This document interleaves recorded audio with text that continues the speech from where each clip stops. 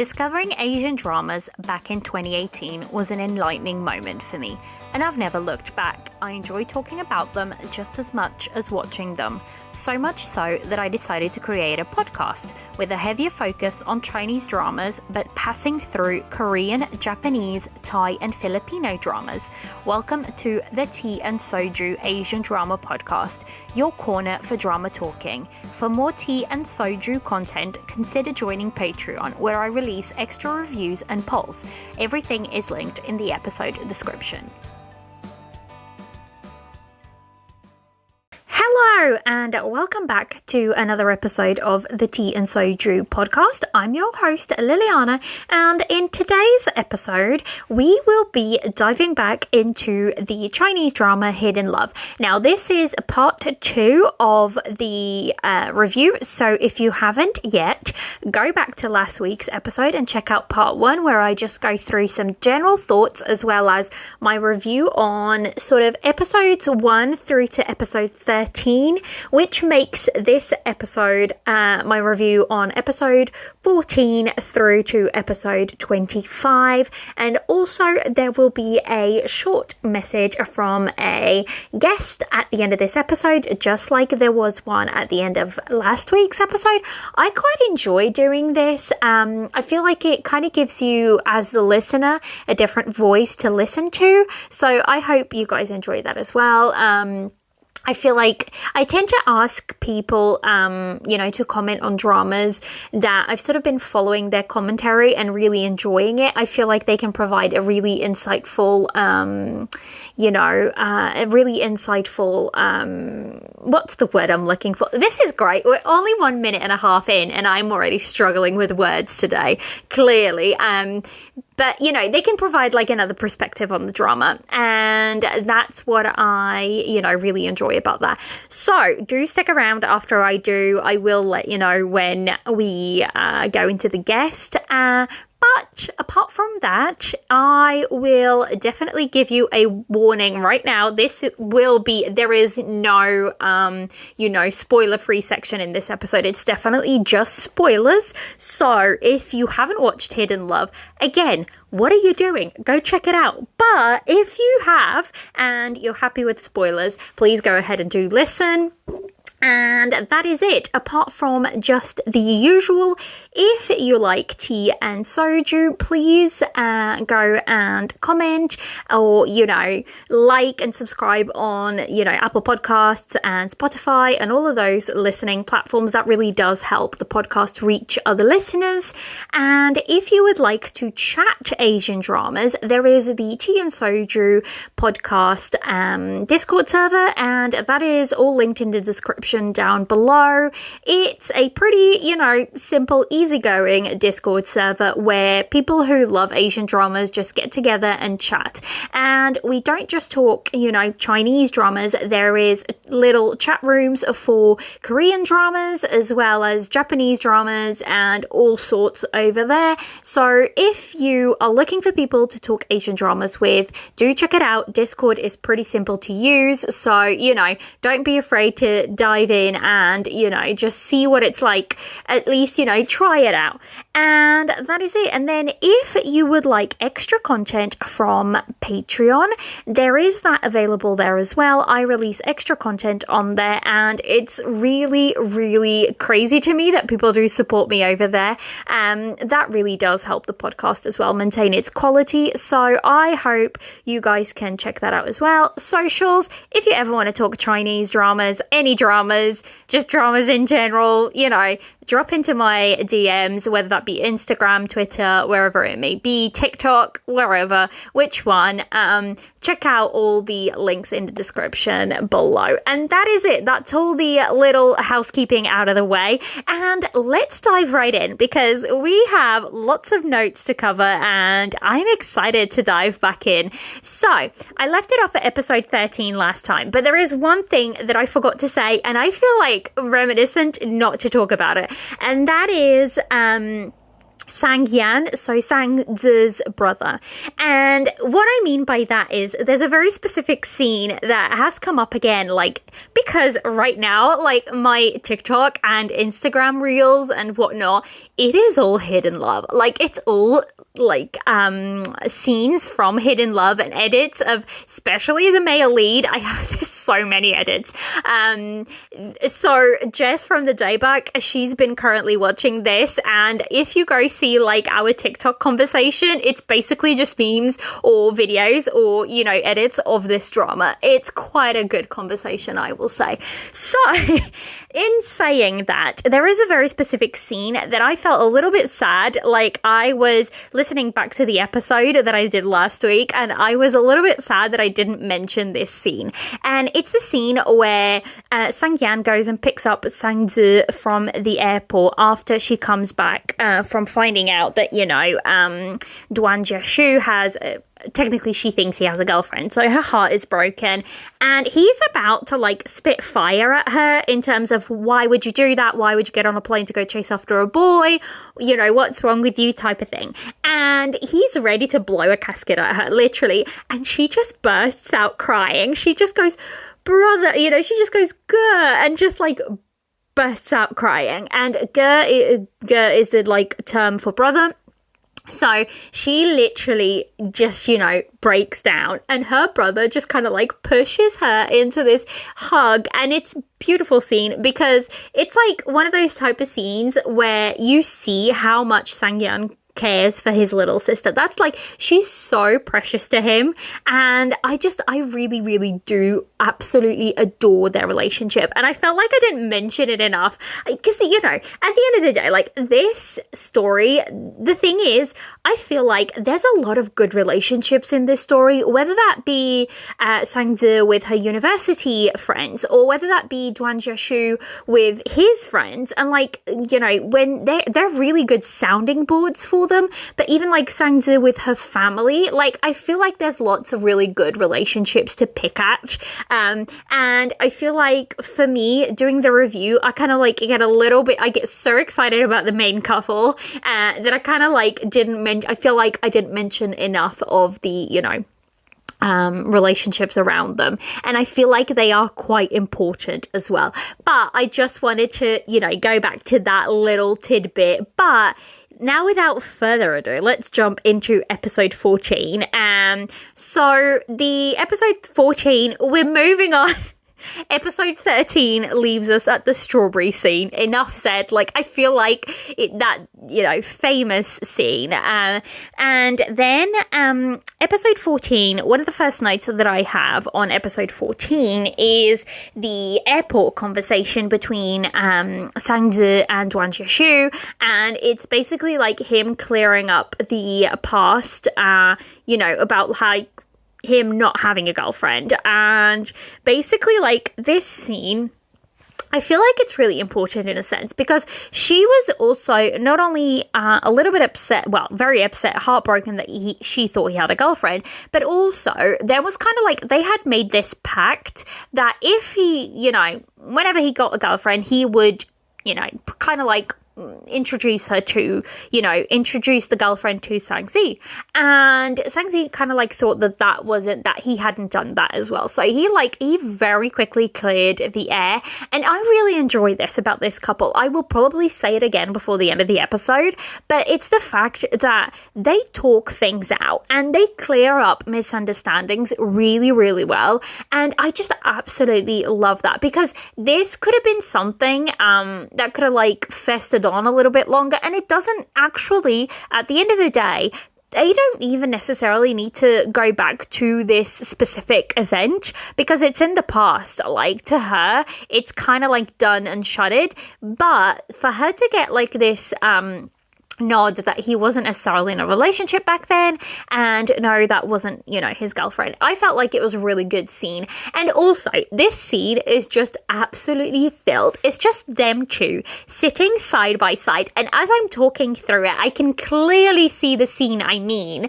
and they are just sitting side by side, and he just keeps giving her like these side glances, and he kind of like puts his hand like resting on the back of her chair, the chair she's sitting in, and he's clearly like giving off vibes of someone who likes, somebody who's clearly interested. So I just really, really enjoyed this scene. There's so many like little side glances. It's like they're having quite a serious conversation, but it's also filled with like little smiles and side glances, and it's the first inklings of like two people that are clearly both interested in each other, and I just love it. It's done so well, and I feel like it was really sentimental that this conversation was also had at the place where she kind of like had her heart broken all those years ago. So I just really loved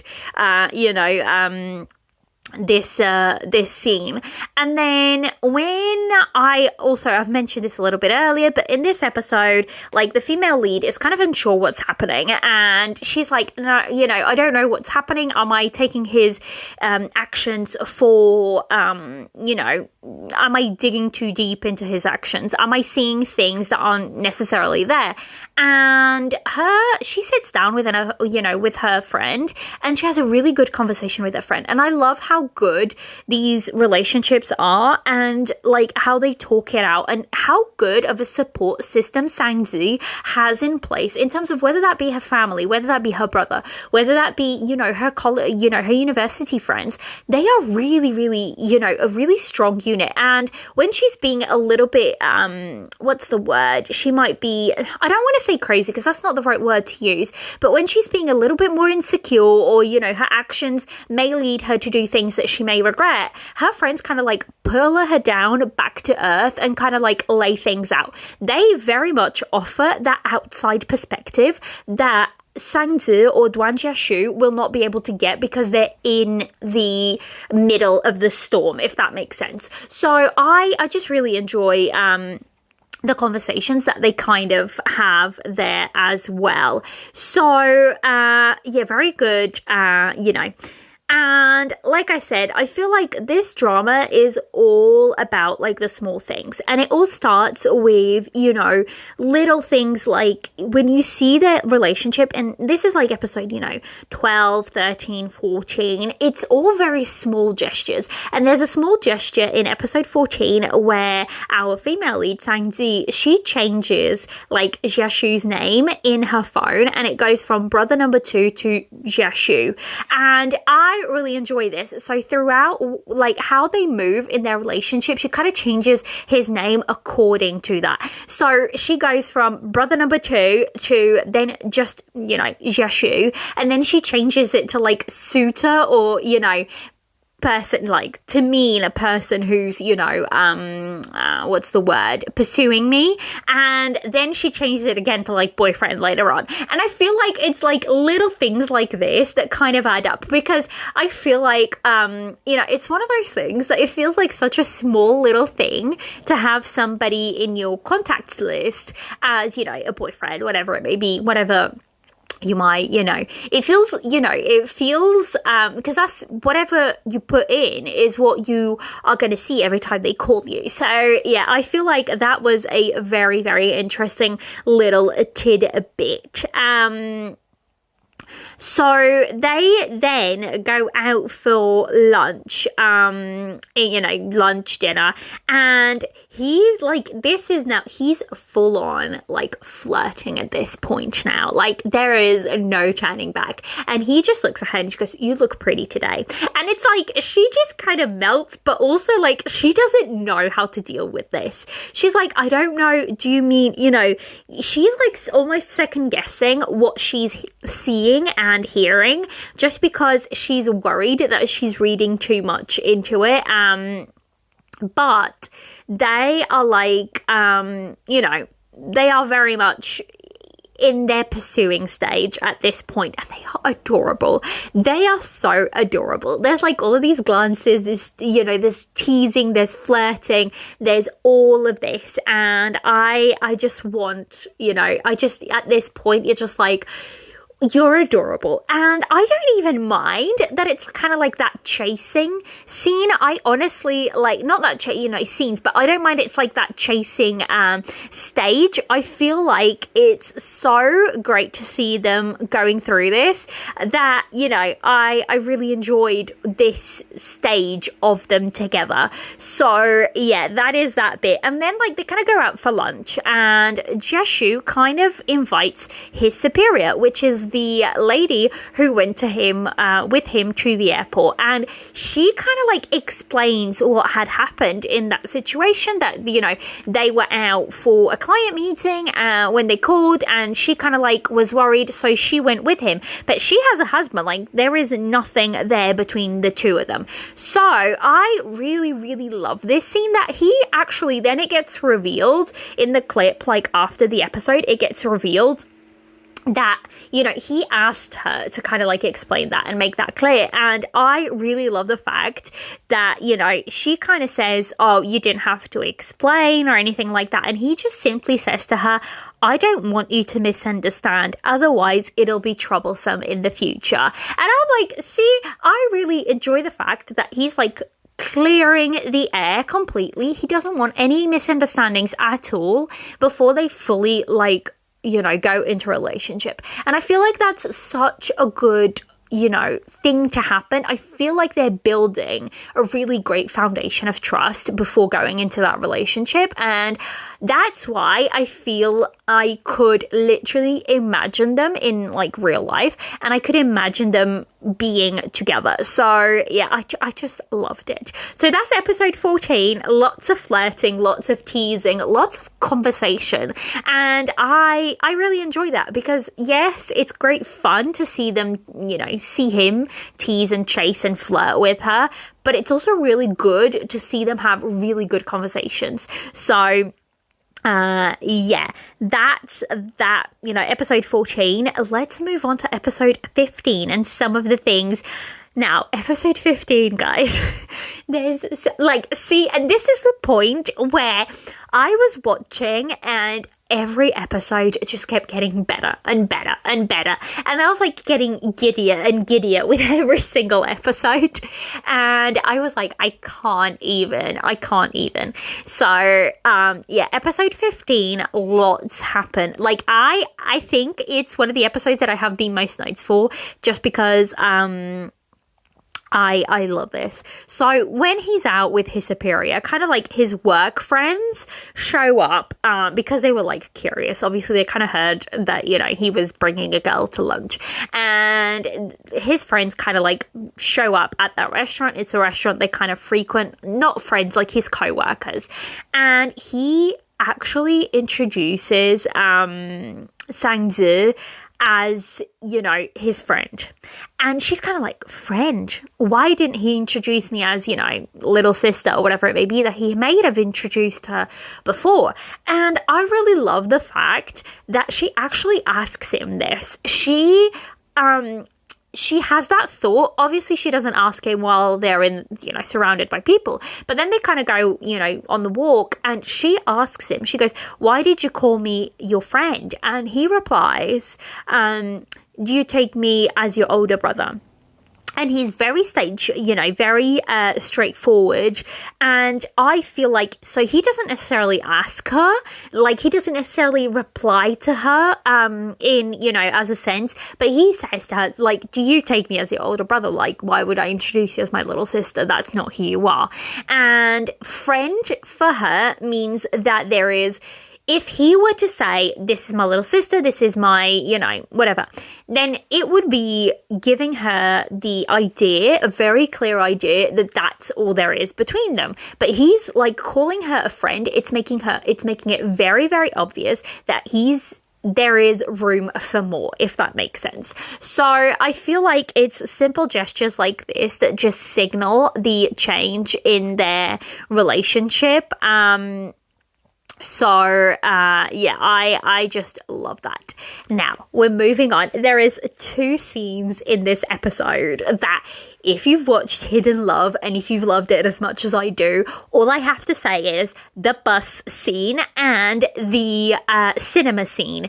Like that's all there is. Like, you don't need like all the context is in those, like, you know, descriptions. But basically, I absolutely loved the bus scene. It's like, so they're in this very crowded bus and they're going out to the cinema.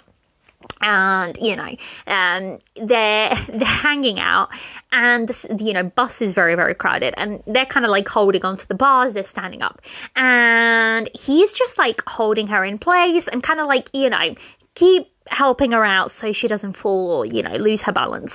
And at one point, the bus kind of like screeches to a halt and she kind of almost falls over, and she then has no place to kind of like hold because there's no bars around her and she can't quite reach the overhead bars. And basically he kind of like he is holding the overhead bar, and he just places her hand like on his arm for her to hold. And when I tell you, this scene is just like sweet and adorable, because then they kind of like look at each other and they kind of like look away, almost abashed, and they kind of like these smiles just break out on their faces. And I'm like, oh my god, this is just like giddiness, because the feelings that they're bringing about is like completely the feelings of you're in love for the first time, and it's beautiful to see. And it's just like you're just giddy with the characters. You can't help but smile with them. And it's like, this is what I mean by this drama is such a comforting watch. The guest that I had on last week, you know, she sent in Embracing Fiction. She sent in her little clip. And one of the things that she said, and I really, really loved it, was the fact that this drama kind of like spoke to the little girl that is inside of us, but also to the grown woman. And it gave that respite to the, you know, grown woman away from being, you know, the boss that we have to be, or the work that we have to be, or mothers, or this, or that, on all of these roles. And this drama kind of gives you like a respite away from that, and it's just this moment where you're watching these episodes and you are just like happy for the characters, and you're in that little bubble with them, if that makes sense. And not a lot of dramas can do that, but when they can, that's why I love watching dramas, because it gives you this place to almost rest your head for a little bit, if that makes sense. Now, I'm probably like, I might not even be making sense at all, so please let me know if that's something that you can kind of click with as well, because that's what I feel like. I feel like sometimes dramas can be like this place where you just sort of like rest your head for a little bit, and you know, you emerge from watching them a happier person, or not necessarily happier, but what I mean, like feeling more rested, if that makes sense. So that scene is just giddy, and it makes you feel giddy because that's what they're transferring from, you know, that's what the actors and the story is kind of like transferring to the audience. So I loved it, really, really loved it. And then like the cinema scene, they go to watch this movie, and she orders this drink, and she's like, I want it cold. And he's like, you know, don't order it cold because it's going to be a lot cooler inside the cinema, and you know, you're probably not going to enjoy it. You know, order a hot one. And she's like, no, I want a cold one. So she orders a cold drink, and then like she is cold and her hands are really cold, and he kind of like holds her drink for a while so she can kind of like warm up her hands. And then he says to her, right, you should help me warm my hand. And she goes to him very quickly. She goes, that's not appropriate. And then he replies, you're right, you're not my girlfriend yet. And like everything in her just kind of like falls, and she's like, what did you just say? And she's like, she doesn't know. Again, the amount of times that she doesn't know what to do with herself at this stage. And it's really great because a lot of the time, actually, and this is really important, I think, what makes me really enjoy this drama is that when they move on into this teasing stage, yes, he's teasing, yes, he's flirting, but he's also looking for her to give him any signals. When they decide to go into a relationship, it's her that decides. When they decide to take like a next step, they kind of like, Jia Shu kind of like puts his feelings out, but then he very patiently kind of like waits for Sang-Zi to make that move, so he kind of like walks halfway and then he waits there. And I really, really, really love this. He waits there for her to walk the other way, to walk the rest of the way to him. And I really enjoy that because it means that their relationship becomes really well balanced throughout the drama. And it's even more obvious later on in scenes when she's having a really difficult time. She kind of goes to do this internship and she's having a really difficult time in the internship. And yes, Jia Shu could have been like stepping in and be like, oh, just come and do an internship at my company or something like that. But no, what he does is he lends her an ear, he lends her a shoulder for her to rest.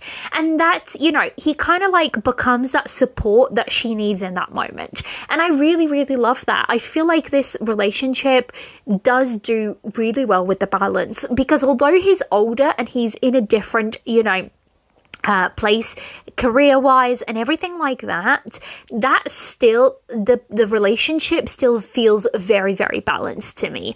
And that's something I absolutely loved about this drama, because it could have easily felt like he was how to put it, like it could have easily felt like Jia Shu was like in a higher position of sorts, but no, because he kind of like throws his feelings out there. He says, I like you, but she's like, I want to be wooed, and he kind of like does that for her. So I feel like, he kind of walks halfway, but then he waits patiently for her to meet him the rest of the way. And I really, really enjoy about that. So when then we go to there's a scene like with the second female lead, and she's kind of like been a bit of a douche, and she finds out that Jia Shu is kind of like, I don't know, chasing. She's kind of like going after him.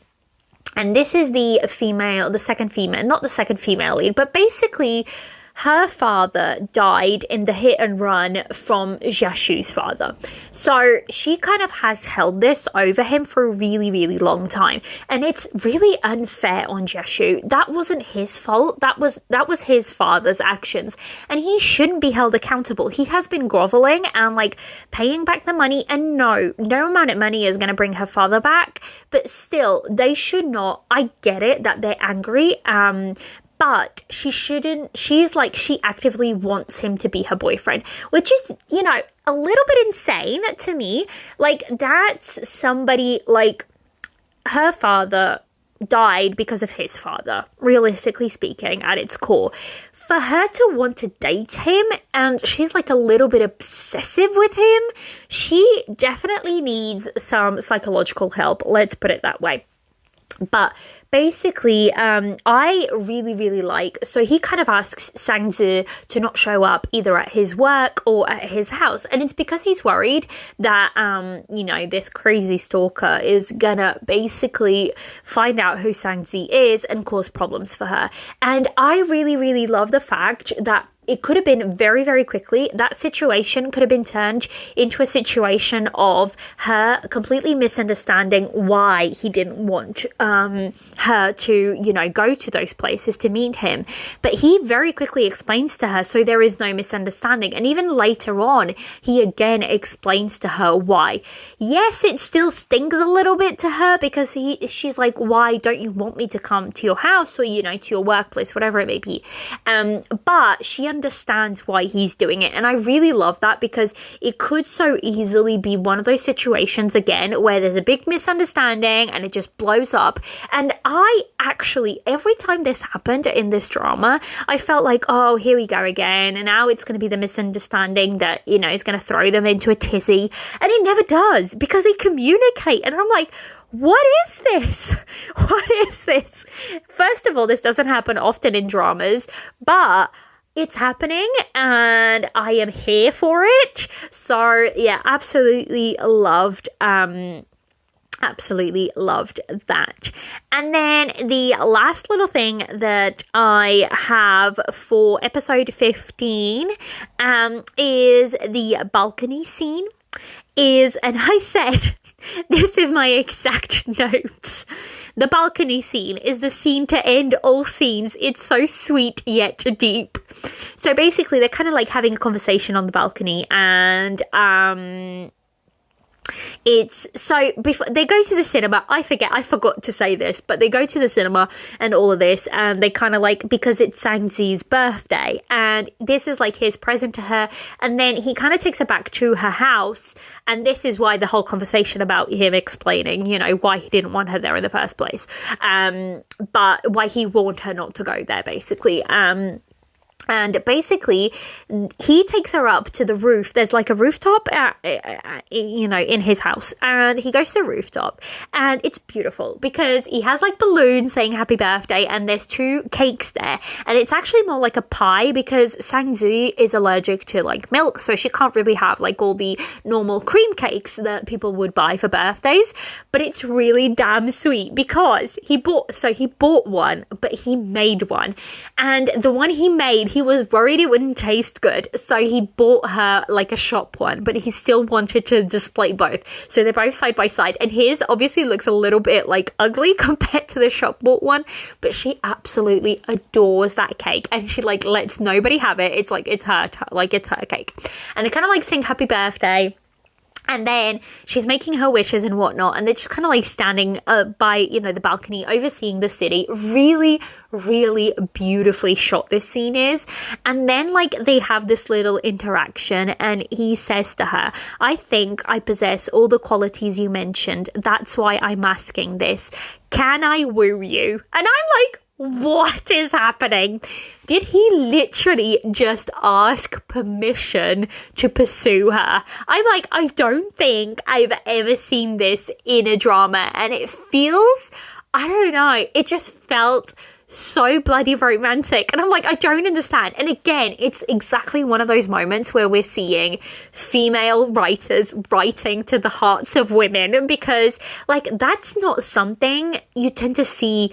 You know, it may feel a little bit old-fashioned even, but I'm like, I just feel, again, it's one of those things where he is throwing it out there.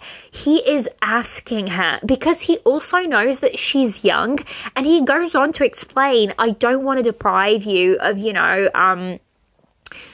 having that whole a guy chasing after you or a guy wooing you. That's not fair to you, because I know your age, and I know like that's something that you deserve to have. And I'm like, oh, I just, and she says to him, she's kind of like a little bit dumbfounded, and she goes, no one asks permission before wooing. And he says to her, I have to, otherwise you'll think I'm being nice because I'm your senior. And I'm like, he just reads her like a book. It is crazy because he knows that she's been kind of like stuck in this thinking of, is he chasing me or is he just being nice because he's my senior? Like, what is, like, she doesn't quite understand his interactions, and she doesn't quite understand where he's coming from. And I absolutely love that he picked up on this, and he's like, I am making it clear that this is me not being nice. This is me like wooing you.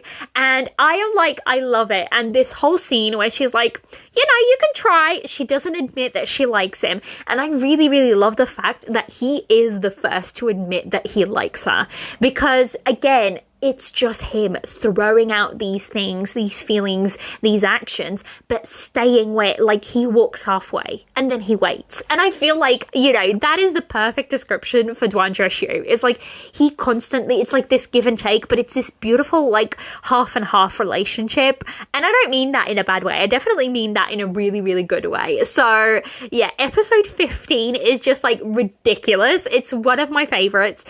I say that, but I feel like probably every episode from episode 13 onwards is probably a favorite. I just absolutely loved every single, the second half of this drama is, I think, in my opinion, even better than the first half, because it's like the teasing, the flirting, the conversations, the actions. I just feel like there's so much goodness there. So we move on to episode 16, and one of the things that I really love about episode 16 is the fact that one of the very first people that Sang-Zi tells.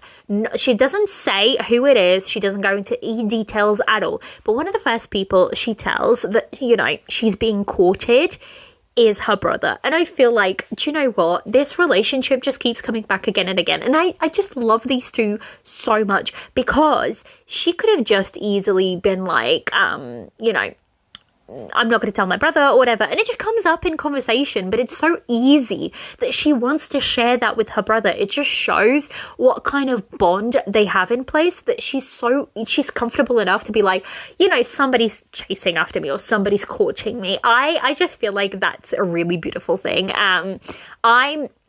Like I said, I have 3 brothers, 2 older, 1 younger. I am the only girl, you know, amongst my brothers. And I feel like I have one of my brothers, because I feel like, you know, you always connect somewhat more. One of my brothers I'm very, very close to, and I feel very comfortable telling him pretty much anything. So I really related to that scene. And I feel like if you have a brother or sister, whatever it may be, I feel like, you know, if you have a good relationship with them, you just want to tell them stuff and you feel comfortable to tell them stuff. And I feel like that's really, really that's like a really comforting thing to have.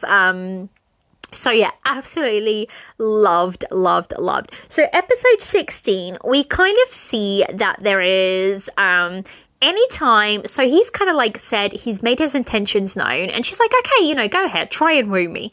And then they try to meet up, I think it's like 4 or 5 times, and it never happens. Something always comes up. And Sang-Zi at this point is frustrated a little bit, because he told her he was going to woo her, and it's not by any means his fault at all. He's just going through a couple of things at work, and then there's like his dad gets even sicker, so it's like a lot is happening, and it's not necessarily his fault. But she's kind of like thinking, what is happening? But her friends kind of like come to the rescue, and they kind of like sit her down, have a conversation with her, and it's really, really important conversations. And then he gets to the point where I'm going to go to you right now, because he kind of like, they're talking on the phone, and he kind of realizes that because they've not been able to meet up, she's kind of like starting to second guess things. So he's like, I'm going to you right now. And her friends are literally, this scene's hilarious, because she's kind of like sitting down and she's like, oh, I'm not ready. And her friends are like, you know, they start pushing her clothes on, and they start grabbing her bag and like shoving her out the door to go and meet him. I love her friends. I really, really love her friends. So yeah. I can't speak right now. Basically, in this episode, we finally kind of get the full story of his family and what his dad did, and Jieshu kind of tells that story to Sang-Zi to kind of explain what's happening.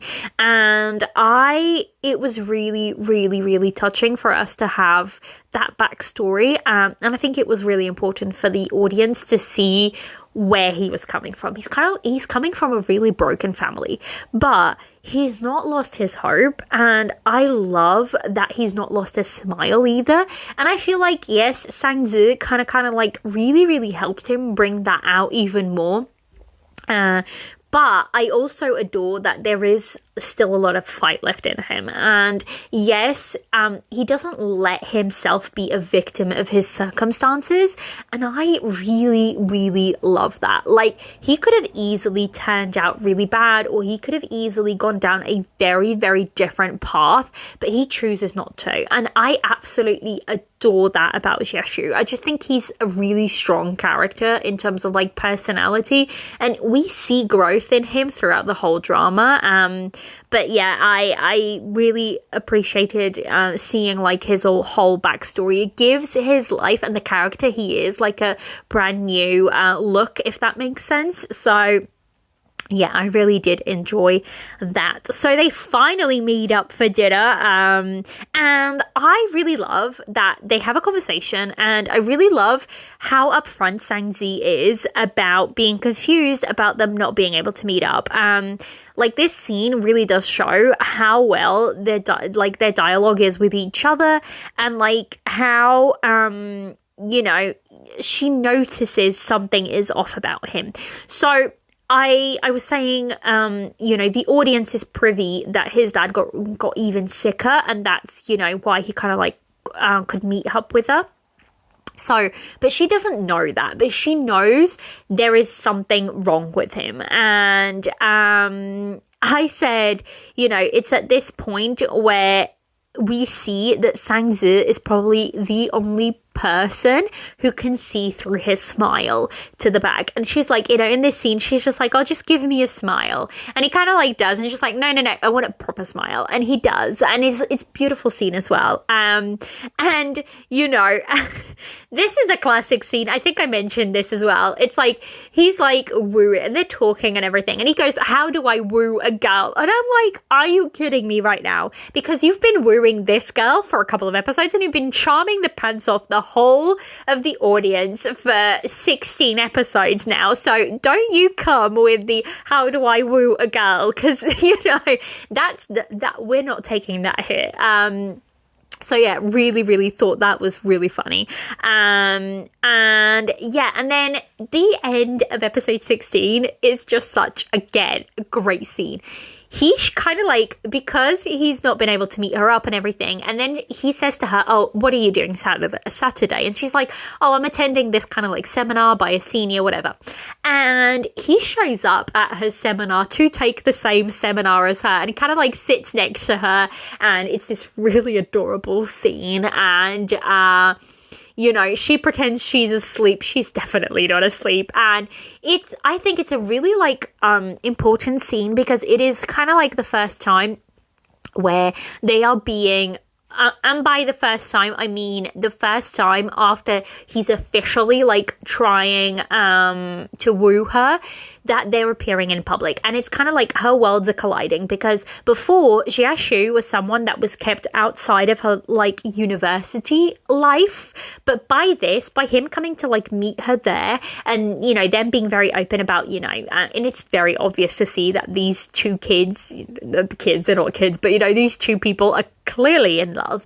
It kind of brings him into like her university life as well. So I really loved that scene, and that is episode 16. 17. I feel like I'm just looking at the clock, and I've been here for 41 minutes, and I've talked about 3 episodes. Clearly, I feel like this part is going to run long again, but you know, we're just going to roll with it. I feel like I have things to talk about, and I feel like I need to.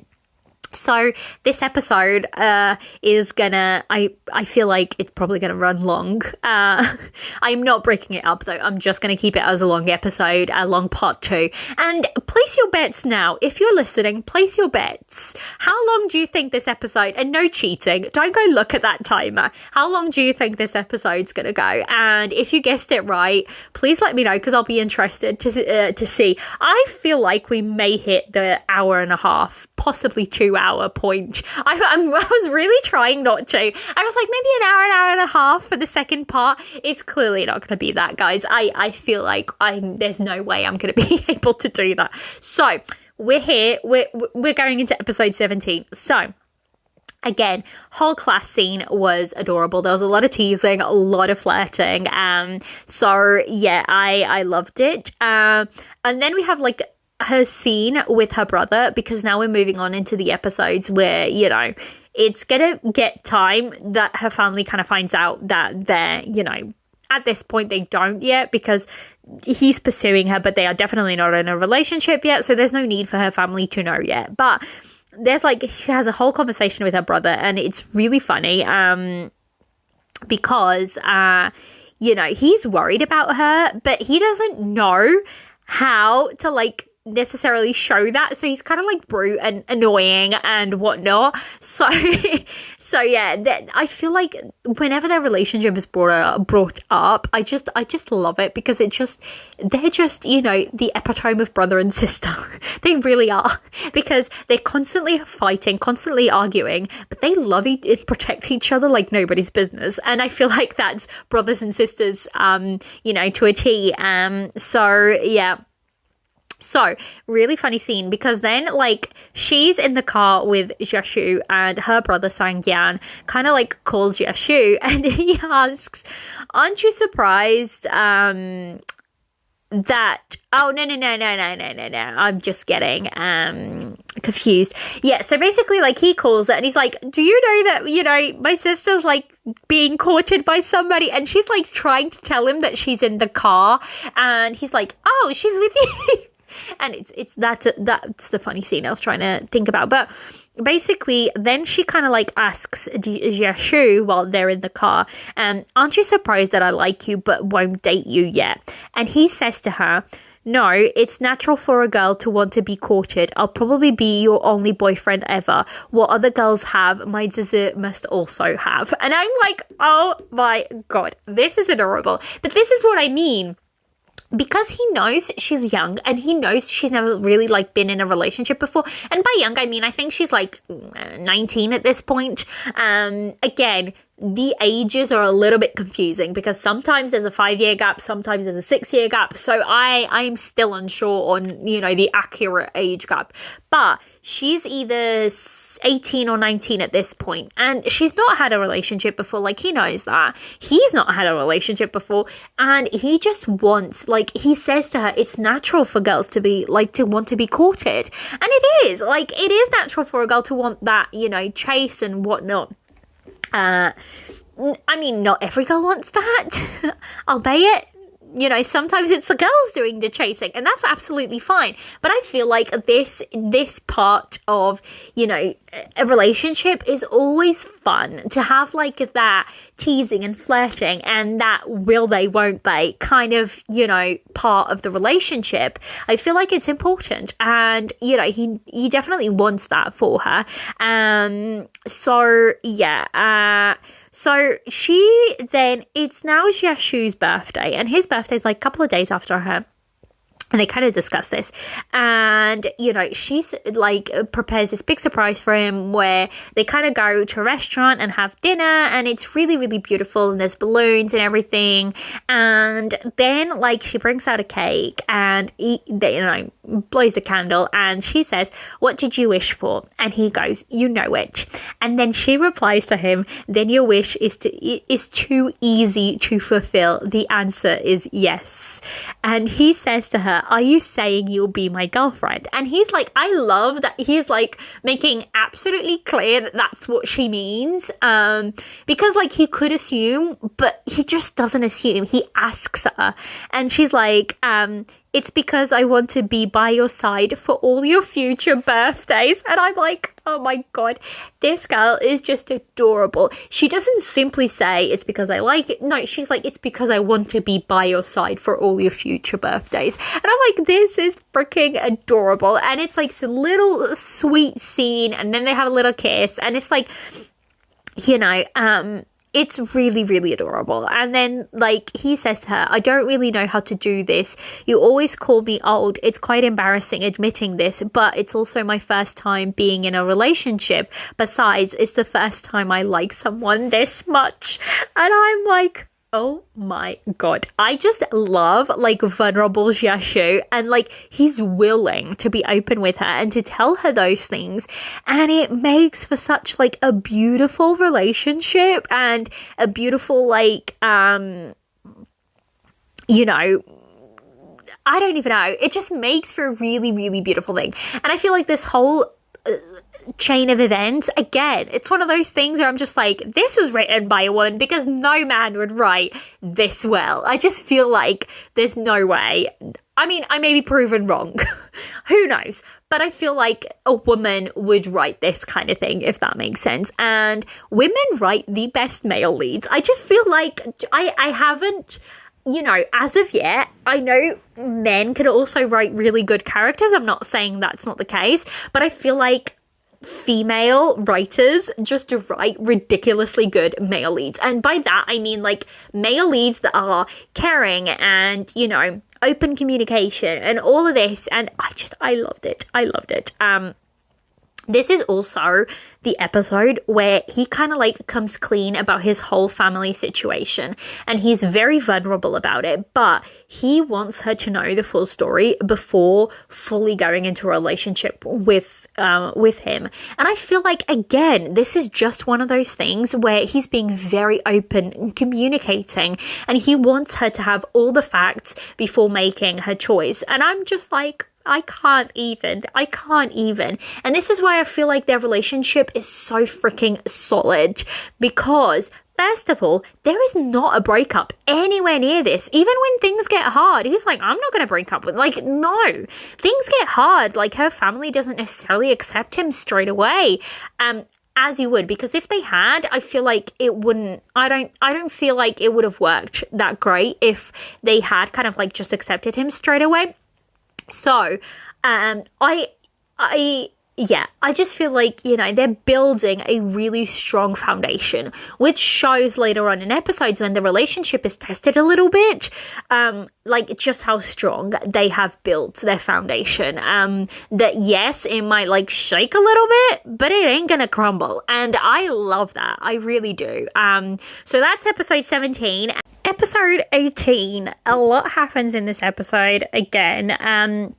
So Zhangzi kind of goes over to Duan Xiaoshu's house to study, and she's kind of like studying in his bedroom and whatnot. And then there's this scene where he kind of like pushes her, sits her down on the bed and kind of like pushes her back on the bed. Really like nicely done steaming scene. But I also think it's an important scene for another reason, because she kind of like isn't ready for that, so she pushes him off, and she very quickly then also explains that it's because she still gets nervous. And, you know, I feel like that's very important, that she's comfortable enough to tell him that, you know, she's not ready for any of that. You know, she's not comfortable in the relationship yet. And he's just very accepting. He's just like, okay, no problem. You know, they have a really, really open communication again. And this is really important. And then like this kind of shows again so they kind of go and take a walk in the park, and you know, he kind of like asks permission to hold her hand, and you know, she's like, what are you talking about? And I'm like, he's asking permission even for that. And Zhangzi says, you know, no one asks to hold hands. And Xiaoshu says he might have upset her because he kissed her without permission. That's why he asked. And I'm like mind blown at this point. I'm like, this is truly like, they're talking about, you know, permission, and he's like, I shouldn't have kissed you without asking for permission first. I shouldn't, that's why I'm asking now. And I'm like, yes, you know, at this point, they're dating, a kiss, holding hands, that kind of comes with the territory, but it's all very new to both of them, especially to Zhangzi.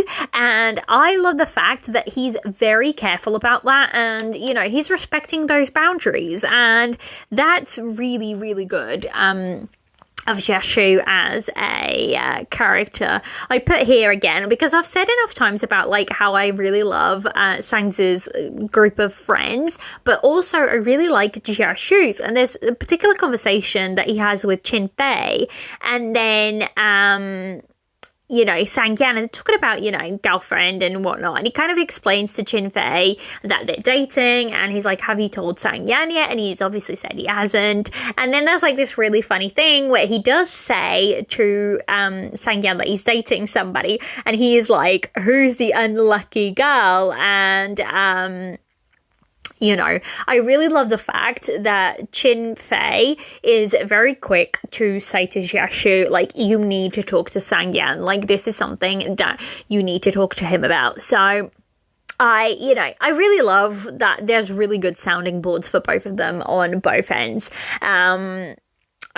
So yeah, I think that's, and like I was saying, I also wrote down, so the way Chin Fei is a sounding board for Jiaxu, Ningwei is a good sounding board for Sang Zi. She offers a perspective from an outsider, and she's really good at advice, actually. She seems like a little bit of a, airhead, but she's really, really good at giving advice, when, Sang Zi is really worried about having backed out of the kiss or something like that. Ningwei explains that maybe she's worried about him discovering how long she's liked him.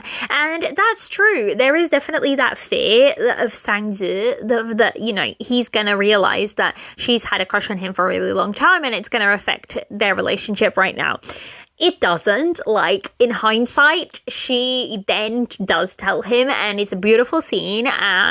But yeah, I really appreciate the fact that Ningwei is like a really good person to give her advice and to kind of like offer that perspective that Sang Zi wouldn't, necessarily have, because again, she's like in the relationship, in the eye of the storm, so to speak. So sometimes opinions are unwelcomed, but when it comes to these times, I feel like having a really good friend that you can confide in, and that friend being a good sounding board, it's often welcomed. And I think for Sang Zi, it's definitely welcomed. So then we move on to episode 19, and this is the episode where Sang Zi kind of goes and does her internship, and it's kind of like Sang Zi seeing the adult world with work and responsibilities, and it means there's like a different dynamic to their relationship, because whereas before she had quite a bit of free time because obviously she has classes and she has all of that, but she still has like a fair amount of free time. But now with like her internship, she's working constantly, she's more tired, and it's kind of like showing them what life will eventually become. And it's really, really good how they kind of work through the problems that arise throughout this her involvement in the internship. And I said I don't have a lot of notes on episode 19 actually, and I said I love how episode 19 of Hidden Love shows us a different dynamic between our pairing. It is a glimpse into how a long-term relationship for them would work. And so I really, really do love how they seek comfort in each other, like at the end of a really, really long day at work, how like that comfort brings them strength for the next day. And it's really beautiful. And there's this very, very, very beautiful scene where she's had a really, really tough day. So basically, her superior at work is the Duan Jiaxu's kind of stalker friend, and she kind of remembers Sang Zi, and she's making her life a little bit of a living hell. So Sang Zi is having a hard time at the internship, but she's not going to let her down.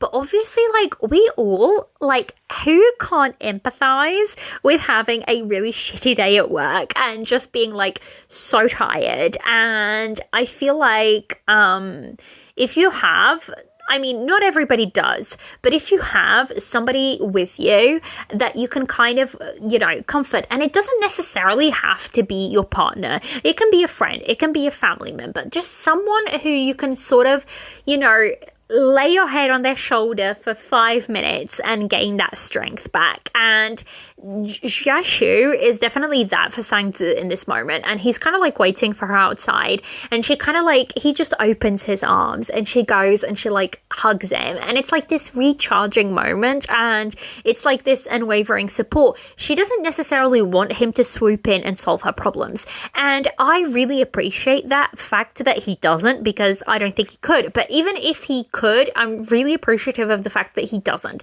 He's not swooping in and solving her problems at all. He's just hearing her out and, supporting her in different ways by giving her that comfort that she requires and that shoulder to, lay her head on.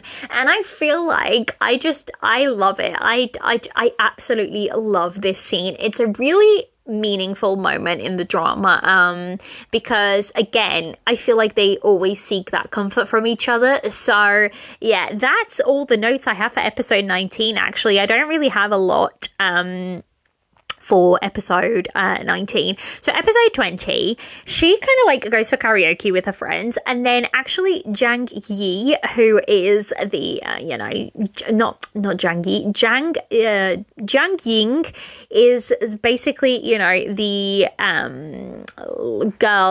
girl lady, a woman who like her father died in the hit and run, so kind of like I just call her the stalker because that's kind of what she was. So she shows up at the karaoke bar, and there's this back and forth, and she's kind of like, his father killed my father and he owes my family a lot and all of this. And I really love the fact that Sang-zi just keeps her cool throughout this conversation. She doesn't shout. She doesn't start doubting him for any of it. Nothing at all. And she says, that's his father's sin. He already tried to make up for it. I know you're innocent. Jiang Shun is also innocent. What has he done wrong exactly? You see, this isn't an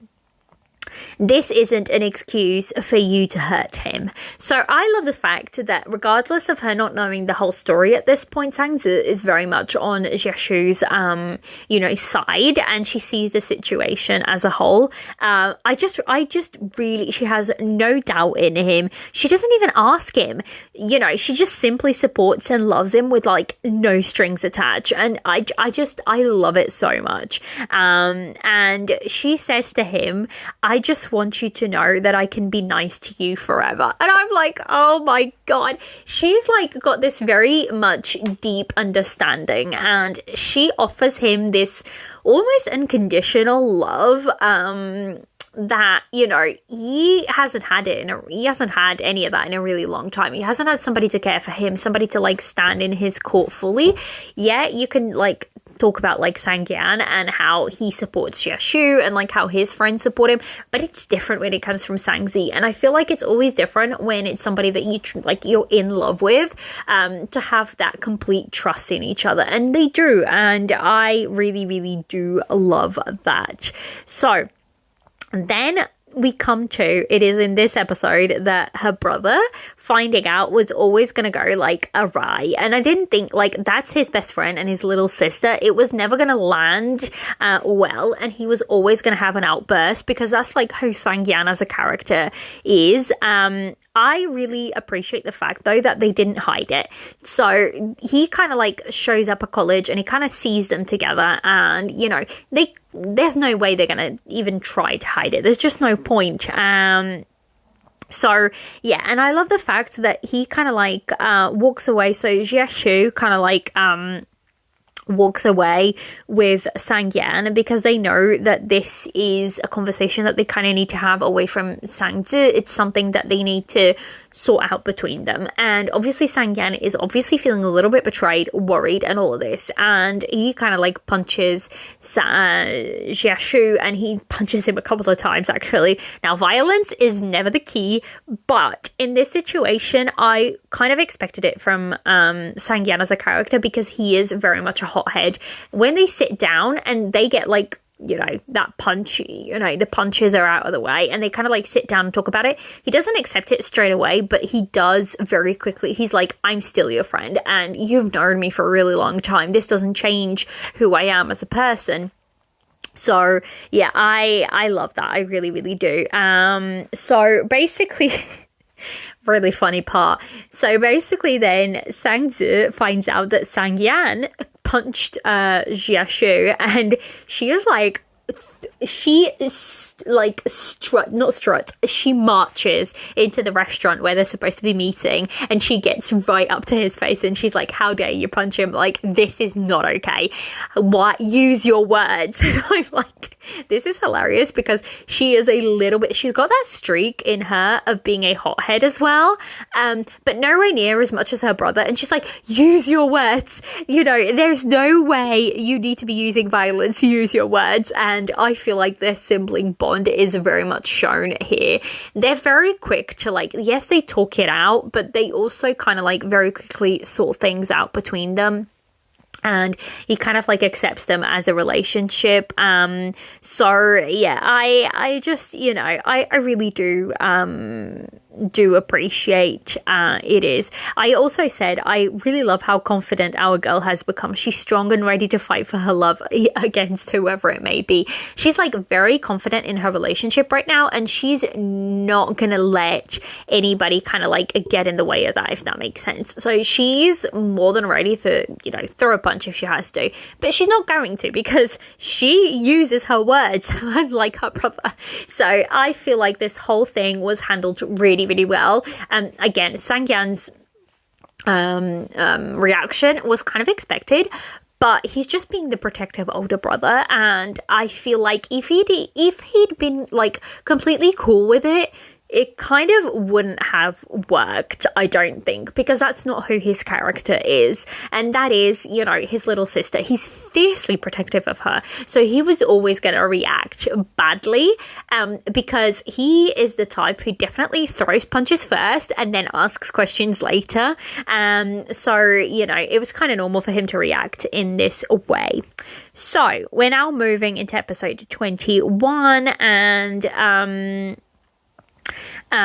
then they're having, so Jiashu and Sangyan are having this conversation, and they say, and I absolutely loved this. So they say, Jiashu, you know me as her brother. I worry. Do you remember the mess when she went to see the guy she met online? But after days of observation, I feel relieved when I saw that you are her boyfriend. But mark my words, if you dare hurt my sister, I will make sure you pay. And I'm like, this is so great, because he kind of like stays for a couple of days. He goes and visits them where they are. They're in Yehe, and he stays with them for a couple of days, and he kind of like just observes them, and he obviously sees that his sister's ridiculously happy, and that Jiashu treats her like, you know, like he treats her just as good as his family does. Like, he worships this woman, and it's very clear that she is not being bullied in any way, shape or form.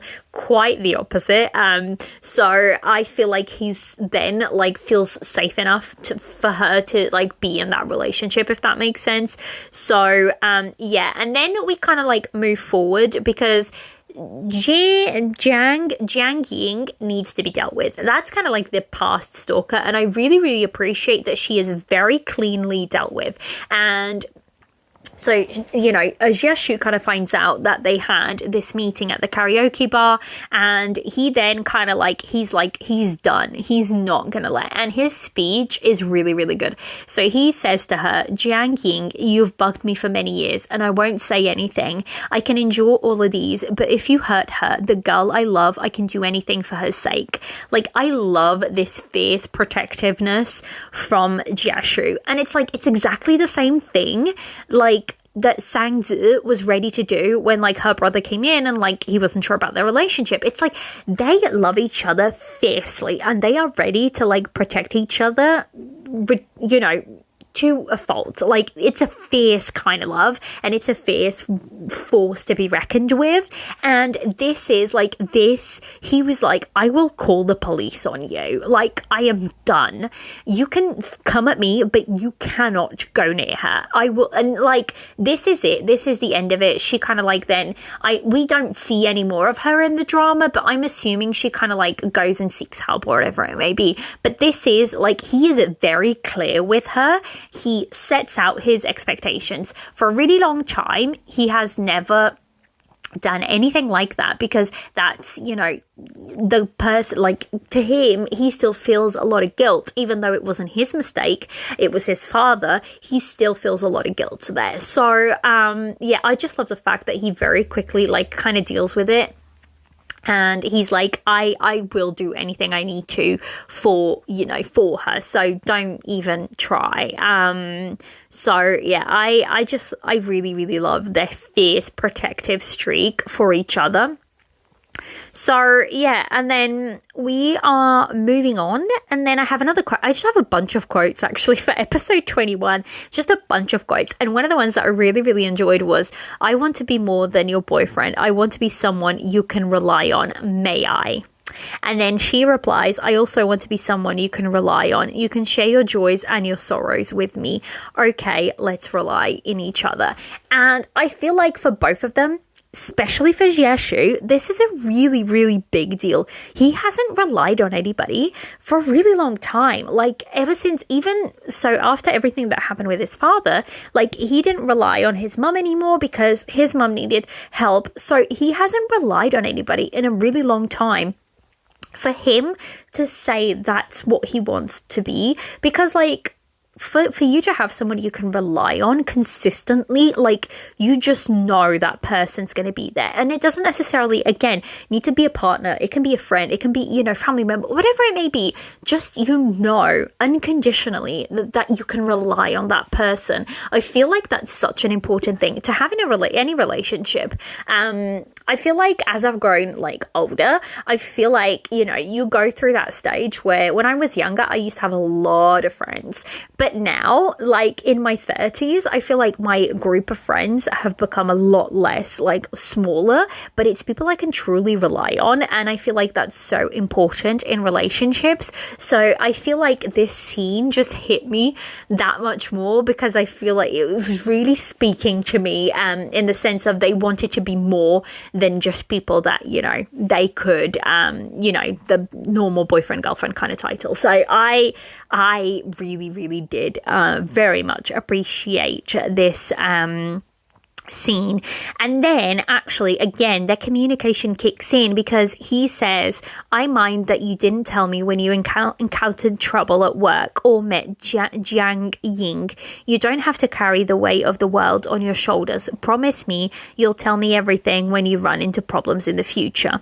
And she says, I will let you know. I didn't tell you about Jiang Ying because I thought I had grown up and could resolve it well. Don't worry about me. I won't let her pick on me without doing anything. I can protect myself. I can protect you too. And I'm like, Sang-zi is just like so precious. I feel like she's so precious in everything she kind of like says. She's very, she has this, yes, she's young in age, but you know, we saw this very spoiled girl and she is still that girl, but she still has this very mature, you know, she can be the cute, you know, the cute innocent girl, and she can be all of these facades, but at her core, she has a lot of, what's the word I'm looking for? A lot of emotional maturity, and that comes through whenever she's having the conversations with Jiaxu. And I feel like that's why I really loved their relationship, because they were having really adult, grown conversations between each other.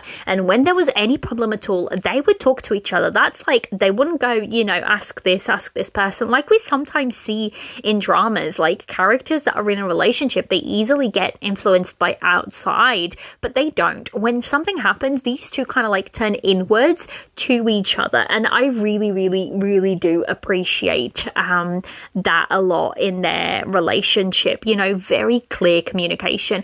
And I feel like it's an underrated thing because we don't often see it in dramas. It's true. We really don't often see like this clear communication because dramas kind of thrive a little bit on misunderstanding. Sometimes it's used to throw the plot here. But Hidden Love is the kind of drama that just proves that you don't need that. Sometimes people just really do want, like, you know, good communicating characters. And I feel like that's such a precious thing in a drama because we don't get it that often. So, yeah. Episode 22. Sang-zi is... I'm trying to read my notes as I'm doing this, guys. And I tell you what, do you know what happens? I get so excited that then my notes make no sense, even to me, and I wrote them. So, yeah, there's a thing that I said, so basically Sang-zi is just like really grown up and she doesn't really hold a grudge at all. So even her superior that was like making her life quite hard at her internship, she still thanks her and explains that Jiang Ying needs a psychologist and help from her friend. She understands the situation much more than those that are supposedly like Jiang Ying's friends. So again, she's just showing like how mature she is in that.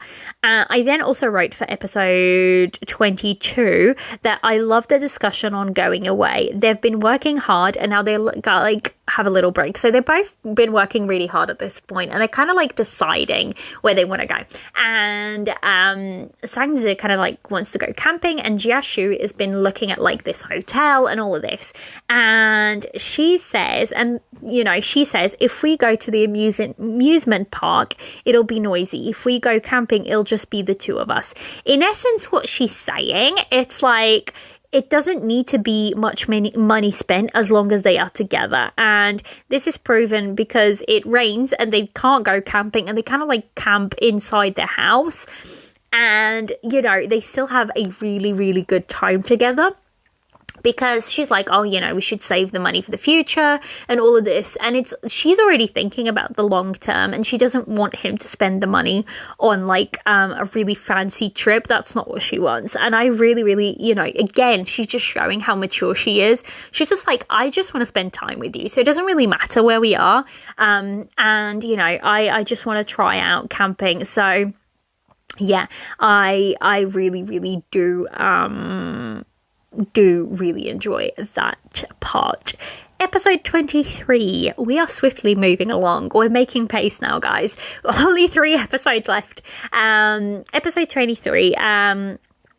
So basically I wrote Sangzi and Jiashu annoying Sangyan is the best thing ever, and it really is. It's hilarious, like just seeing, and I'm like, this is what it's gonna be like this is now his sister and his brother-in-law, and basically they're just gonna be annoying each other constantly, and like their dynamic between the 3 of them, I love that. Even though they have gotten together in a relationship, it doesn't shift too much, and they kind of just have fun together and, annoy the heck out of each other. And I really, really do like that. I think it's a lot of fun. I said I like that for once the parents' concerns over the relationship are valid. So in this episode, the parents kind of find out who she's dating and all of this, and obviously they share their concerns. And actually, it's really, really interesting because their concerns are valid. They're not just being like, no, I don't want you to be together. And that happens in a lot of dramas. Like, they'll say, you're not good enough for my daughter, or you're not good enough for my son, or they'll say like a bonkers, thing. But these concerns that they're having, they're really valid concerns. They're saying, we just want her to be happy, and you come with a lot of baggage and whatnot. And it's true, because at the end of the day, that is very much true. Sangzi is going to inherit whatever comes, from his family. His dad is still in a coma and all of these things. And I agree that those are valid concerns from her parents. And it's also interesting because, like, that's their precious daughter, and it's the one that will make them like an empty nest, since like Sangyan has already moved out. And her father says, I am like any other father. I just want my daughter to have a safe and happy life. I'm like, that's kind of like what any parent wants. And Sangzi kind of replies to, she says, I know you think I can't handle the slightest challenge in life, but he isn't causing me any trouble. And the thing is, despite his family's circumstances, despite his father being bedridden, I'm willing to face everything with him. I am willing to shoulder it. The relationship wasn't formed on a whim. We went through a lot of considerations, but can you please not hold a prejudice against him? What happens to his family wasn't his choice. He's suffered a lot of prejudice. I didn't think you'd do the same. And I love that she kind of like calls her parents out on it. She's like, I have seen everybody else be prejudiced against him and his family situation. I didn't think you guys would be, because you've seen what he's going through firsthand. Like, you've seen how responsible he has been. Like, he kind of like, they offered to lend him money, and he kind of accepts, back when his dad all of this was happening, and he pays every single penny, even though they say he doesn't have to, like they can extend it, he can pay later. No, he pays every single penny, and he still managed to get himself through university, and he still managed to get himself a good job, and he's paid all his debts, and he's paid his dues, debts that weren't even his to start off with. They were his father's debts. So he is a responsible, loving, caring person. And Sangzi, I love the fact that she's comfortable enough to call her parents out on, I didn't expect you guys to have this judgment. And that's the daughter that you brought up. She is confident and she is self-aware and she's caring. And it's kind of like, I feel like I'm so proud of her in this, in this situation. And then there's another quote I wrote down, and it says, I understand your concerns, but I am grown up now. I am not a kid anymore. I am sure of what I want. Therefore, I want to fight for it. I know you don't trust Wang Jieshu, but can you trust me for once? Like, she's making her stance very clear in the situation. And that's what her parents instilled in her. So yeah, I just love how, she comes across very confident. And then obviously he kind of goes back early and she thinks he's pulling away. He's not. He's just needs a little space to kind of think about the situation and see where he wants to go, with next, what to do, and kind of put his plans into place. But she worries, so she kind of goes after him, and she kind of adorable again in the airport. They have a lot of important conversations at the airport. He goes, picks her up, and she finally tells him that she's had a crush on him for ever since she was young. And I just love the fact that he was caught completely unaware of her feelings for him when she was young. It further shows that he truly only saw her as a kid back then and a little sister at a time. And I wrote down a quote, and it says, I've told you the secrets I wanted to keep hidden forever. Can you believe that you are a truly great person? Since I like you so much, can you ignore what others think and be with me? And I'm I actually thought initially, I was oh my God, are they going to do a breakup scene? Are we going to have to go through a breakup scene in the last 2 episodes? They don't revert to that. And I really, really, really loved it. And then episode 24 proves that even further, because we go straight into a love confession, and it says, and Wang Jieshu says, I love you, Sangzi. I'm sorry it's taken me this long to tell you. You've endured a lot, and that's made me realize I'm not good enough, but I will be. And I'm oh my God, it's insane. It's insane. And then this episode is actually filled with a lot of sadness. 23 and 24 are a little bit more on the sad point. Not necessarily, it's just the situations that they're going through are a little bit sad. Jieshu's father actually passes away in this episode, and he says, he holds it together, when he's with his father and everything. And he says, it's been a long time since I thought about the past. I didn't want to. I dared not to. But I think today I should face it. I should make a closure.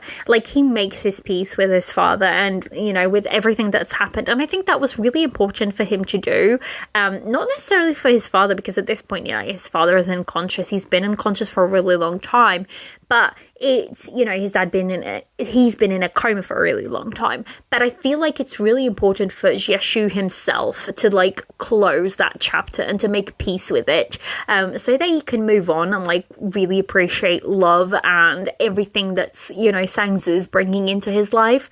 So yeah, and this scene is just really, really beautiful. It's one of those that really inspired me to make a TikTok, and I actually made a video, a little, edit for it. And it's basically, he comes out of the hospital that his father passed away in, and, he's holding it together, and he kind of says to her, and she comes to meet him, and he says to her, oh, it's okay, don't look at me like that, I knew this was going to happen. And then all she does is she just holds her arms wide open, and he goes to her and he breaks. He cries. And it's that is the only person that will happen with. He is comfortable and safe enough to be vulnerable and to cry it out and to be break down his facade and his mask of it's okay, which he does with pretty much everyone else in his life. And he breaks down and he lets it go, and that's when he truly kind of falls into himself. And I feel having that safe space, it doesn't come to naturally to everyone, and not everyone unfortunately has that, but it's such a beautiful thing to have, to find that safe space with somebody. And then he says the lines that I feel like every person out there can kind of like relate to, and it kind of hits you at your heartstrings. And he says, "Am I really getting old? Why are my parents no longer here?" And it's like, it's so upsetting because for a really long time, Jia Shu, he's not really, like, his mum has been gone for a while and his dad has just been in a coma, but like, he's not had that, you know, mum dad unit in his life, you know, that parent, not, you know, necessarily, it doesn't have to be for him, it's a mum and a dad, but, you know, those parents, he hasn't had those parents in his life for a really long time. But now that they're truly gone, with his dad passing, I feel like it really falls onto him to feel like there's nobody else, you know, his parents are gone now, it's just him. And it's a really, really sad thing. And it also like shines just how much of a contrast like their families is.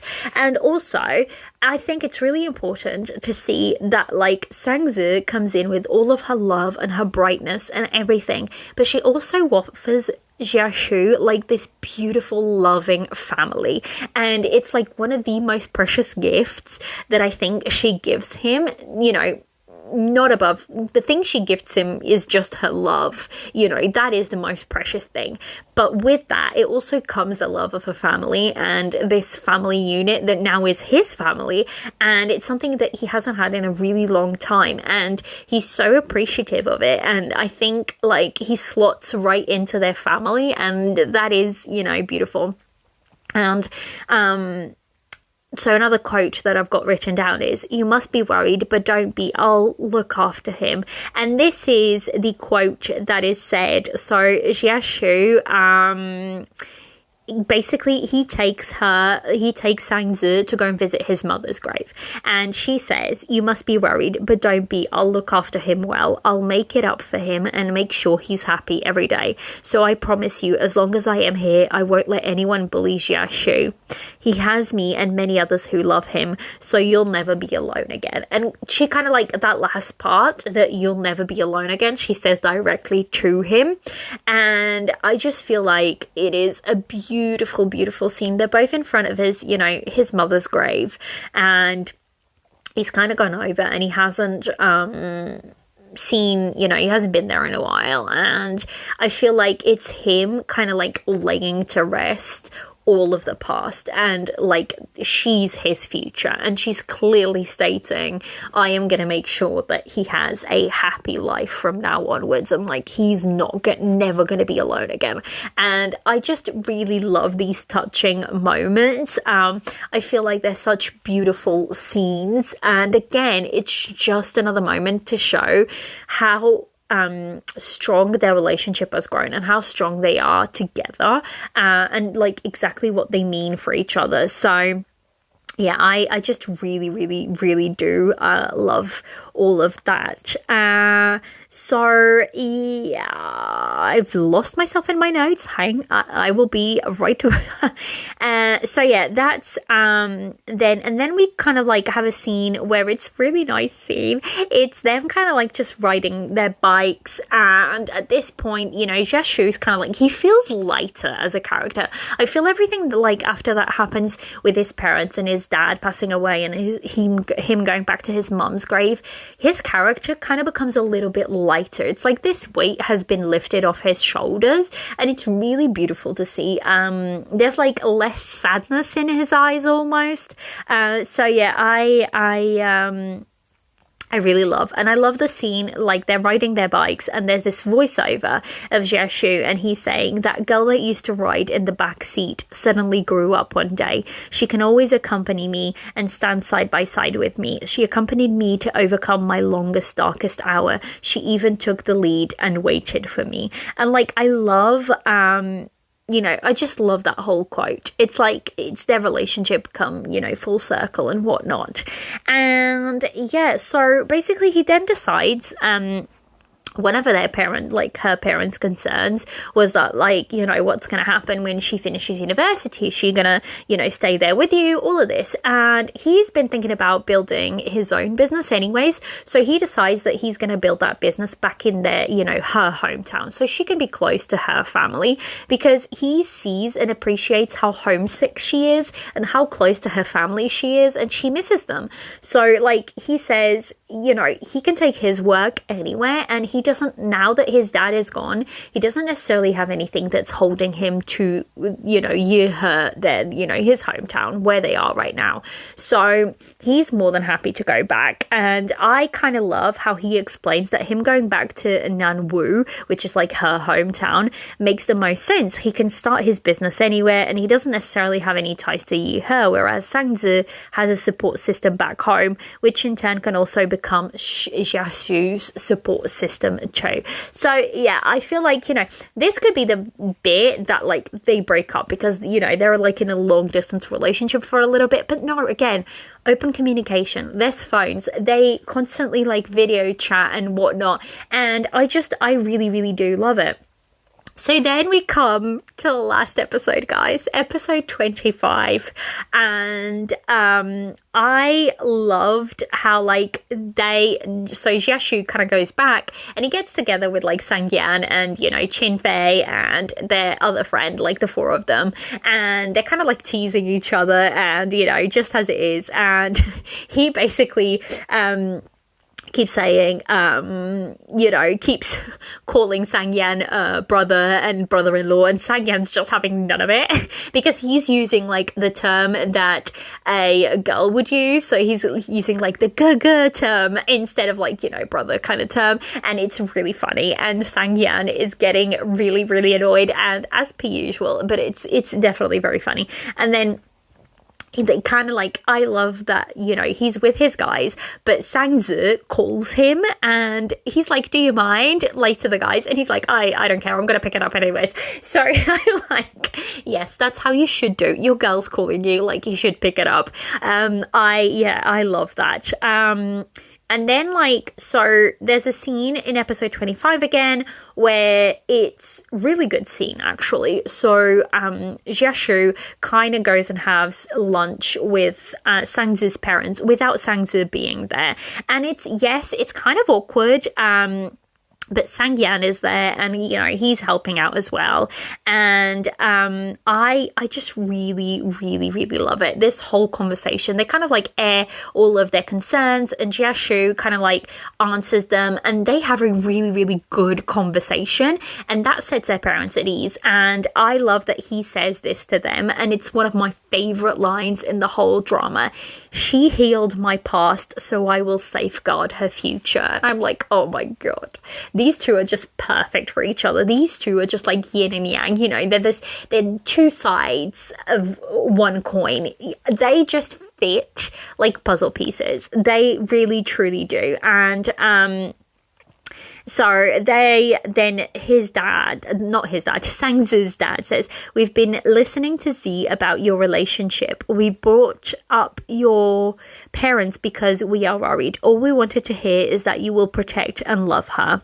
And then they say, our concerns all boil down to her happiness. Everything else is not a problem. And I'm like, see, this is valid concerns. Like, all parents just want their kids to be happy and safe, and, like, they just want to make sure that Jiashu is able to provide that, and that she's not going to have a too difficult of a life. And again, very valid concerns. So I really appreciated this conversation.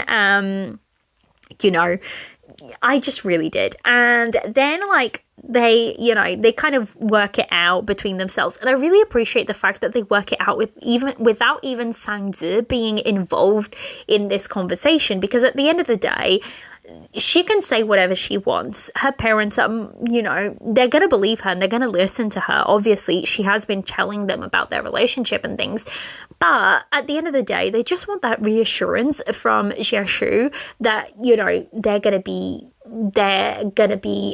happy, and, you know, they're going to be able to work through things. So I really, really actually loved this conversation between them. And then the other line that I really loved was like actually Sang-yan giving really good advice to Jeshu. And he says, don't keep everything to yourself. That's not manly. We should all learn to open up. And I'm like, did he just say that?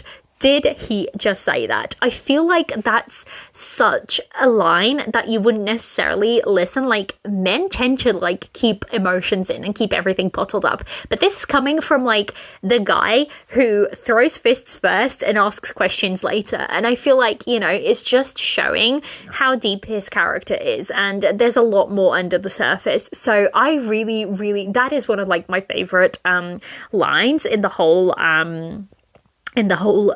drama. And so then we move on. You know, I love we have a bit of the episode where they're doing long distance relationship. I really love how they do it. You know, they talk on the phone. They you know, it's how long distance relationships work, and they did it really, really well. So yeah, I really, really loved it. Then we have a good time jump, 2 years, and she's all finished up with university and whatnot. And I kind of said, I really love the time jump because realistically at that point, we don't really have much more to watch of that stage of their life and relationship. Like, you kind of want to see the next stage before you wrap up the drama. So yeah, they do. And then they graduate and they all go to the beach, and, you know, her and her friends are there in their gowns, you know, their graduation caps and whatnot. And it's a really beautiful scene. Jeshu is there and he's filming them, and they're just happy and carefree, and it's a really, really good scene. And then so Sang-zi is thinking that she's like helping put together the proposal at the beach for her friend, and then her friend kind of like leads her, and, you know, they're leading their friend into like this circle, and her friend steps away, and it's Sang-zi's proposal because it's Jeshu who's proposing to her.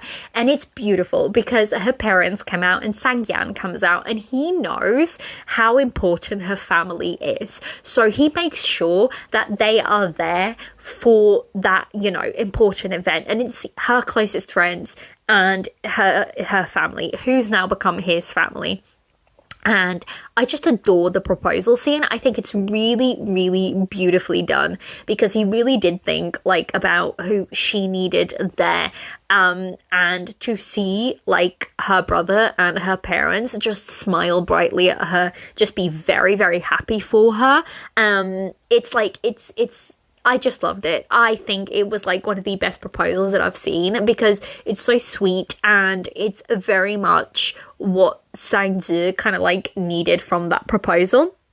So I really, really, I loved it. And then like, I just loved their whole, just, it finishes up really beautifully. It's like them walking on the beach and whatnot. And then we kind of like see them again, and it's basically where it all started. So it's her, like, she's going up to her bedroom and he's in the balcony and he's kind of like sitting in the same position that she saw him in for the first time. And it's like you have this kind of like flashback, and it's really, really beautifully done because now they're in completely different stages. They're together, they're about to be married. It's a whole different story at that point, and it's just like a full circle. It's really, really beautifully done. And like the last quote that I have down is, our love story started when he was 22 and it ended when I was 22. And it's like, it's really, really, really beautifully done. I just love this drama so, so much. I feel like time and time again, it is written for, just like Embracing Fiction said in her comment, it is written for, all the young girls that are kind of like, not young girls, because I feel like that might sound wrong, but it appeals to the like young girl inside of like the grown woman that we all are. And I feel like it's one of those stories that we can all relate so much to. Not necessarily it being an older guy or anything like that, but we can relate to the feelings of first love, of heartbreak, of, giddiness, of being, in love for the very first time. And that's why I feel like this story is so relatable. Again, it's become like such a comforting watch for me, and I just absolutely loved it, beginning to end. I just couldn't fault it. I know it's not going to be a drama for everyone, but for me, it was a very happy and peaceful place for however long I was watching it. And I think whenever I need a little break from life, this is a drama that I'm going to be coming back to. So that is it. That concludes my drama review for Hidden Love. It's almost like a love letter to it, because that's what this drama was. It was a love letter, and I loved it. I truly did. There is no way, like, I rated it 5 teacups out of 5. There is no way I can, lower it any of that. Like, I know it's not perfect, but it is perfect to me, and it was very comforting for me, and I smiled so much throughout it. So yeah, that is it. That is it from me. Stay tuned for my guest. Hi everyone, my name is Renske. Maybe you know me as at Baz Empire on Twitter, where I talk well, let's be honest, more often scream about the latest romance dramas I'm watching. Liliana has kindly asked me to share a few thoughts on Hidden Love, and let me get straight to the point. I absolutely loved this drama, and I'm giving it a 10 out of 10. I rate dramas on how they make me feel, and, I guess bonus points if there's also a plot. But yes, Hidden Love made me feel all the feels, and for me it provided the full package. And it's really rare for me to find a show that works well for me on all levels. And so let me list a few things that, in my opinion, made this drama outstanding. First of all, I loved how deeply I was able to connect with the female lead. I could really relate to the crush Sang-Joo had as a teenager, and the whole love story basically was a full nostalgic throwback to my youth. I think Sang-Joo is the type of girl we all aspire to be, and Dwan Yashu obviously is the guy we all want to date, because he's perfect. I loved watching these characters grow in life, and most importantly, grow together. And I think most of us don't see anything come of our crushes, the ones we have as young girls. But I mean, mine certainly never went anywhere. So it was just really fun to live vicariously through Sang-Joo and witness her feelings be reciprocated at a later stage in her life. Secondly, I think Chow Lu-se is a phenomenal actress, and it's her that made me press play on this drama in the first place. She really is a master at making me feel the emotions that her character is feeling. Basically when she's happy, I'm happy. When she cries, I cry. When her heart breaks, mine breaks. For example, I felt my heart breaking during episode 7 when she went to the airport to see him, and when she thought he had a girlfriend. And again, I cried many tears when she revealed to him many episodes later that she'd been in love with him all along. I mean, those were epic scenes. Thirdly, do I even have to discuss or go into how perfect this male lead was? I mean, gosh, where do I even start? She fell first, but he fell so much harder. And I can't even describe the endorphin rush I felt watching him fall for her and pursue her. It was, you know, as good as romance TV gets. Obviously, I never believed that he'd never had a girlfriend, because come on. And also, clearly, he didn't need those glasses because he didn't wear them consistently whenever he was driving. But, you know, I'm absolutely not complaining. I think he's probably one of the greenest flags I've come across. Yeah, loved his character. And obviously the chemistry between him and Zhao Luce was, you know, A+. I could talk all about, I could talk hours about their scenes. They were so good. And I 110% believe these two were madly in love and meant to be together. And that brings me to 5. Like, this whole show was a swoon fest. And it was a really well-written one. And I think the pacing was great. Like, each episode had a clear point of growth and propelled the relationship forward. And I mean, the communication between these characters was great. And yeah, it's just really satisfying to watch a relationship this healthy portrayed on screen. So yeah, overall, what I think... I think the show really nailed what it's like to fall in love for the first time. And it shows really well what it's like to have a crush that's not reciprocated. It just, you know, it's really proof that, or the show is really proof that, you know, with good writing and a great cast with great chemistry, you can elevate the most basic and straightforward love stories into something really special. And yeah, to me, this show is really special. It's probably the best show I've watched this year so far. And it's, you know, I only finished it 2 days ago, but it's already in my lists of, or in my list of top favorites.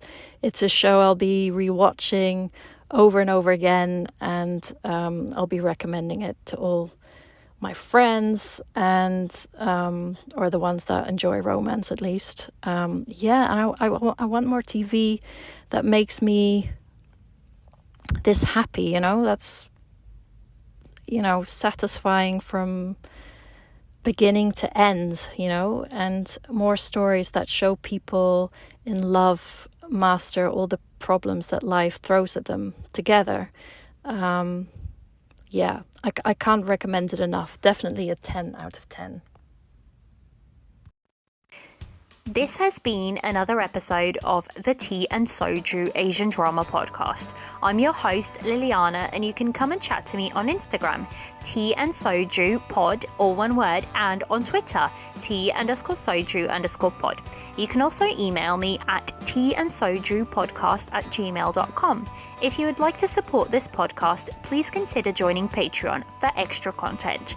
Lastly, if you enjoy this podcast, please help by rating and reviewing wherever you listen to help others find this drama corner. I'll leave everything linked in the description notes. See you next time for more Asian drama chatter.